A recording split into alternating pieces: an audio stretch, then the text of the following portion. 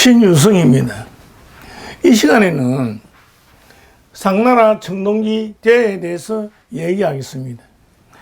이 청동기는 제사 때 성수를 담는 대야입니다. 그럼 언제 만들었느냐? BC 565년 중원의 상나라 말기 때 제작되었음을 증명하는 연대감정서도 있고, 또 부산의 아트 갤러리에서 전시되었던 유물입니다. 이 청동기 대야에는 문자들이 모두 221자가 새겨져 있습니다. 갑골 문자와 금속 문자로 되어 있고, 중국의 샤오툰이라는 시골 마을에서 처음으로 발견된 갑골 문자와 모양이 서로 다른 문자들이 많이 새겨져 있습니다. 이 청동기는 뉴욕 크리스티 경매장에 보낼 유물로 221자를 해동하고 또 영어로 번역해서 보내주었습니다. 이 청동기를 자세히 보면 동물의 머리가 조각되어 있습니다. 무엇일까요? 도철입니다. 도철은 머리만 있고 몸통은 없는 상상으로 만든 흉악한 짐승의 이름입니다. 자, 무슨 뜻인지 보죠. 도철. 도철. 불을 호. 범호도 있고, 먹을식. 무슨 뜻이냐? 여자와 재물을 몹시 탐한다, 이런 뜻입니다. 철, 죽을사, 머리털, 먹을식. 무슨 뜻이냐? 음식을 굉장히 탐한다는 뜻입니다. 그래서 도철이란 여자, 재물, 음식을 탐하는 것처럼 삼가하라고 대야에 조각해 놓은 것입니다. 여러분, 우리 민족이 고구려에서 갈라져 건국한 나라가 백제이듯이 옛날 고조선에서 갈라져 나와서 중원에 세운 나라가 상나라입니다.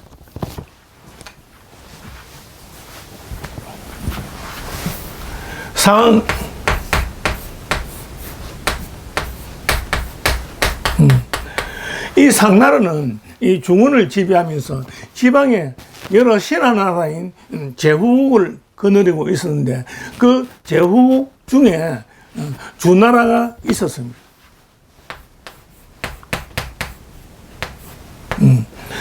그런데 이 주나라가 오히려 이 상나라를 멸망시켰습니다.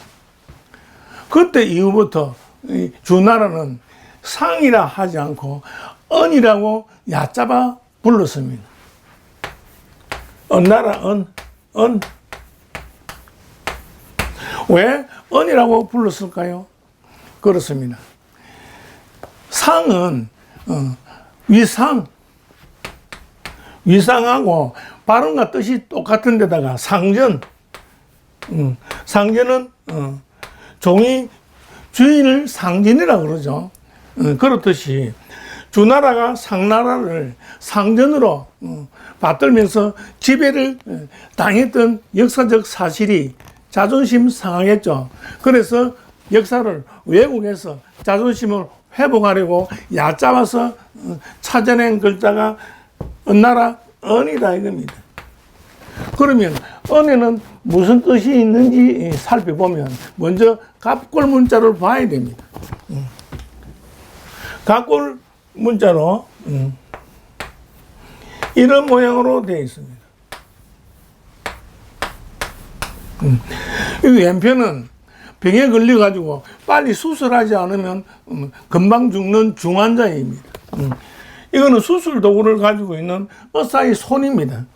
주나라는 언나라를 죽어가는 병자로서 의사로 마땅히 손봐줘야 되는 언이다, 이런 식으로 얕잡아서 표현했습니다. 그래서 우리는 언이라고 하면 안 되고 반드시 상이라고 해야 됩니다. 아시겠죠? 자, 그러면 이 청동기에 이 적힌 많은 글자들이 있는데 무슨 내용인지 한번 알아봐야 되겠죠. 알아보면 이제 어떤 내용이 적혀 있느냐니까 주로 옛날에 국가에서 중요한 일을 행사했던 일이 적혀 있습니다. 예컨대 옛날이나 오늘이나 기후 때문에 많은 고통을 겪듯이 옛날에는 가뭄과 홍수로 인하여 거국적으로 날씨와 기후와의 전쟁을 치렀다고 기록되어 있습니다. 또 농토를 농경지를 개간하려고 많은 노력을 했습니다. 수시로 전쟁이 일어났는데 전쟁에 대비해 가지고 충분한 군량미를 비축하고 또 무기들을 잘 다듬으려고 노력했습니다. 나라의 백성들 중에서 노약자들을 잘 보호하고 굶주리는 사람들이 없도록 했고, 특히 나라의 미래를 짊어진 어린아이들이 교육에 아주 신경을 쓰는데 부모들이 본을 보이라고 강조했습니다. 나라 전체가 슬픔과 기쁜 일이 있었는데 백성들을 위로하려고 제사를 지내고 축제를 자주 벌였습니다. 지위 고하를 막론하고 누구든지 중요한 일을 맡았으면 그 책임을 철저하게 물었습니다. 즉 신상필벌이 철칙이었다. 공을 세웠으면 상을 크게 내리고 잘못을 저질렀으면 엄벌에 처했습니다. 나라의 근본을 효도로서 삼았는데 효자들은 종종 나라에 등용되었습니다. 미풍 양속을 해치는 백성들이 있더라도 절대로 참수하지는 않고 교수형에 처했습니다. 마지막으로 왕은 백성들이 편안히 살 수 있도록 수시로 목욕 제기하고 지성소에서 기도를 올렸다고 기록되어 있습니다. 이상과 같은 내용으로 되어 있습니다. 여러분, 그러면 그 많은 내용 중에 실제로 어떤 내용이 되어 있는지 한번 구체적으로 살펴봐야 되겠죠. 글자 모양이 이렇게 되어 있습니다. 내천자 모양인데 이것은 사람이 배가 볼록하게 있는 모양입니다. 옛날에 가뭄과 홍수가 많아가지고 굶주리는 일이 많았습니다.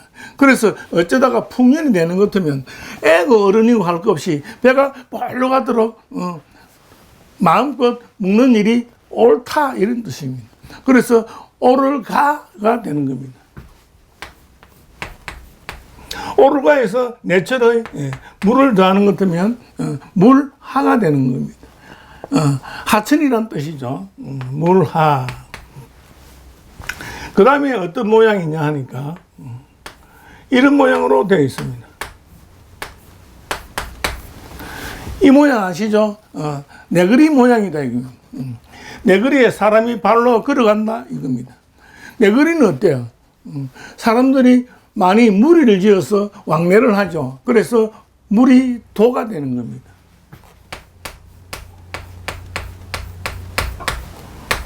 물이 도. 자, 그 다음에 이제 어떤 모양이냐니까 이렇게 해가지고 이 나무 목이죠.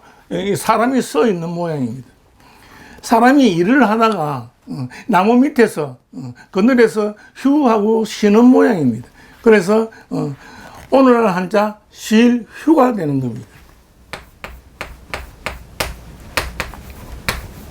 쉴 휴.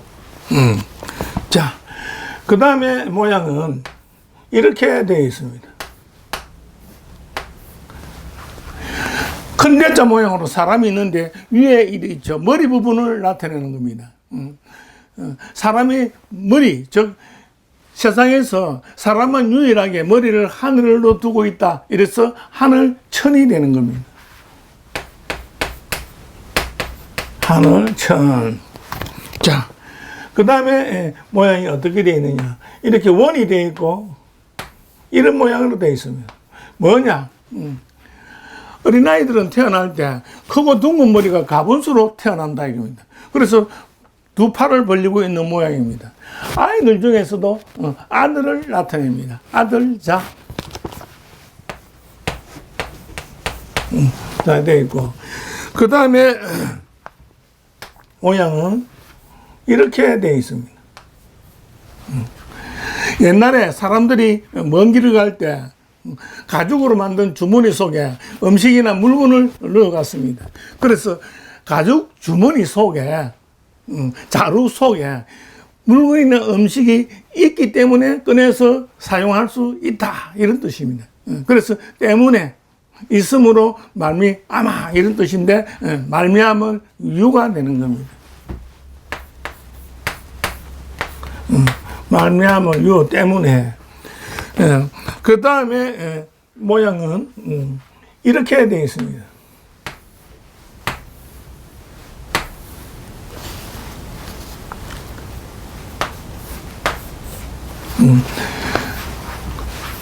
아시죠?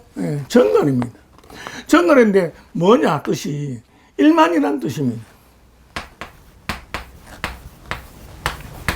정갈이 왜 많이 되느냐 이겁니다.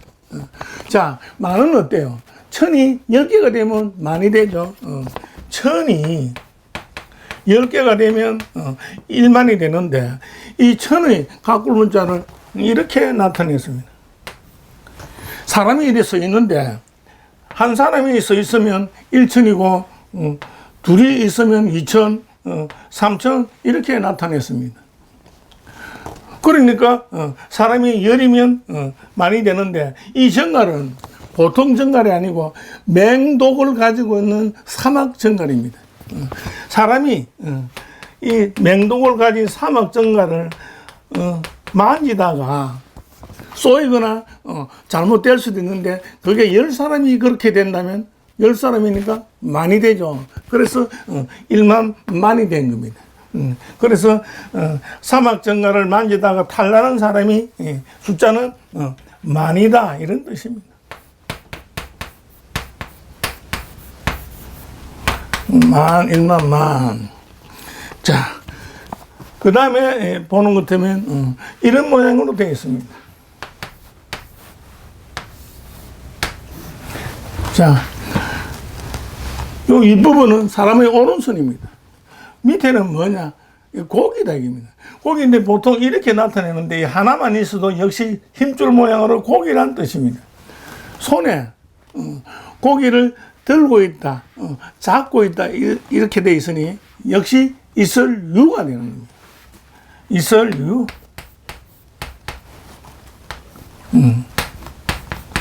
그래서 문장은 하도, 유, 천자, 유, 만유 이래 되는데 무슨 뜻이냐? 하천이 잘 흐르니 부지런한 백성들은 무리를 지어서 농사를 짓다가 쉬기도 한다. 천자, 왕이 천자인데 덕망이 있다 이겁니다. 왜? 하천이 잘 흐르게 해가지고 농사를 잘 되도록 했으니까 덕망이 있죠. 그래서 덕망이 있는 천자 때문에 나라는 만년토록 번성할 수 있다 이런 뜻이 되는 겁니다. 한마디로 옛날에 태평성세를 나타낸 겁니다. 여러분, 중국과 우리나라에서 발견되는 문화유산들이 우리 민족들이 만든 유물들이라고 많이 밝혀졌으면 좋겠습니다. 이것으로 마치도록 하겠습니다.